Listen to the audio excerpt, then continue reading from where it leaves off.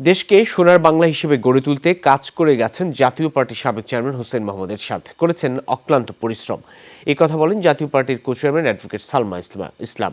দুপুরে দৈনিক যুগান্তর ভবনে জাতীয় মহিলা পার্টি ঢাকা জেলার নেতৃবৃন্দের সাথে বিনিময়ের সময় এই কথা বলেন তিনি। সালমা ইসলাম বলেন, এরশাদের হাতে অনেক ক্ষমতা ছিল, তবুও দেশকে ভালোবেসে তিনি স্বেচ্ছায় ক্ষমতা ছেড়ে দেন।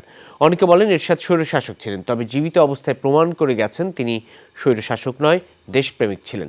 সালমা ইসলাম বলেন, রাজনীতি যদি হয় মানুষের কল্যাণে, তাহলে সে রাজনীতি করা অপরাধ নয়। জাতীয় পার্টি দেশ ও মানুষের কল্যাণে রাজনীতি করে। দলকে শক্তিশালী করতে জাতীয় পার্টির সকল নেতাকর্মীকে ঐক্যবদ্ধভাবে কাজ করার আহ্বান জানান দলের কো চেয়ারম্যান।